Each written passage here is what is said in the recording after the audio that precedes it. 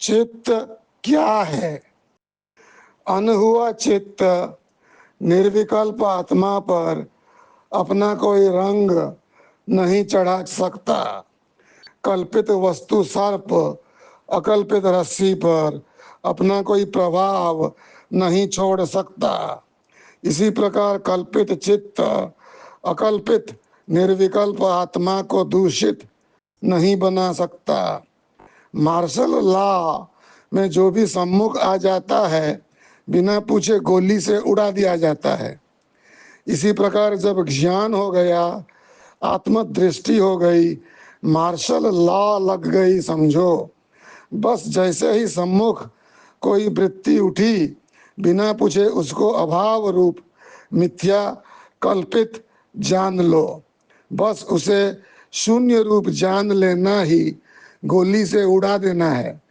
फिर न देखो कि यह सजातीय वृत्ति है या विजातीय वृत्ति, दोनों ही दृश्य होने से असत हैं। यदि सोचने लगे कि ये तो ब्रह्माकार वृत्ति है तो फिर मार्शल लॉ लगा ही नहीं।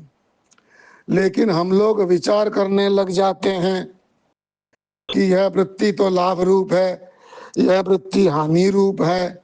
बस जिधर लाभ है, जिधर सुख मिलता है, हम उधर झुक जाते हैं। तब तुम आत्मा नहीं रहे बल्कि भोक्ता जीव हो गए। या तो सब कुछ को चित्त जानो या सब कुछ को केवल आत्मा जानो। सफलता दोनों ओर है, किंतु कोई एक ही व्यापक निश्चय रखो। स्वप्न या तो सब झूठ है या केवल साक्षी है। आधा सच आधा झूठ स्वप्न न मानो। हमें राग द्वेष में नहीं अटकना है, बल्कि ये दोनों जिसमें अध्यस्त हैं उसमें मैं बुद्धि करना है। तब ये राग द्वेष स्वतः छूट जावेंगे। ये दोनों किसमें अध्यस्त हैं? इनका अधिष्ठान कौन है? राग द्वेष जिसमें अध्यस्त हैं, कहा किसमें अध्यस्त हैं? आत्मा में। आत्मा इनका अधिष्ठान है, उसमें मैं बुद्धि करना है। तब ये राग द्वेष स्वतः छूट जाएंगे, अन्यथा नहीं छूटेंगे। ज्ञानी भी चित्त से सब कुछ करा लेता है, किंतु चित्त के द्वारा किए हुए कर्मों के ऊपर मैंने किया या मैंने कराया इस प्रकार मिथ्या अहंकार नहीं करता है।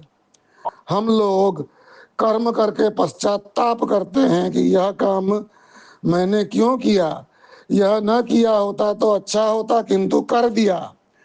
वह तो चित्त का स्वभाव था।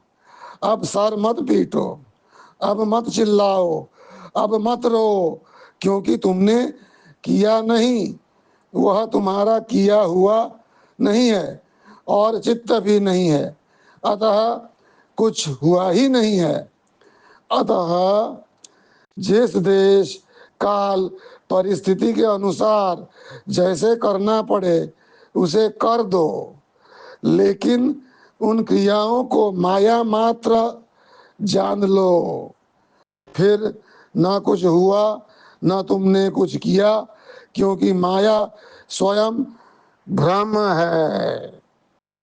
जब कुछ हो जाने पर सत्यत्व बुद्धि नहीं और करने का अहंकार नहीं, तो चित्त कहाँ रहा?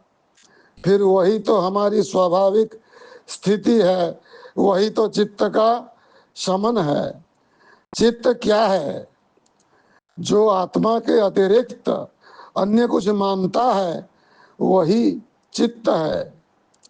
इसके विरुद्ध जो अपने को इस प्रकार जानता है कि मैं यह सब हूँ, वह ज्ञानी है।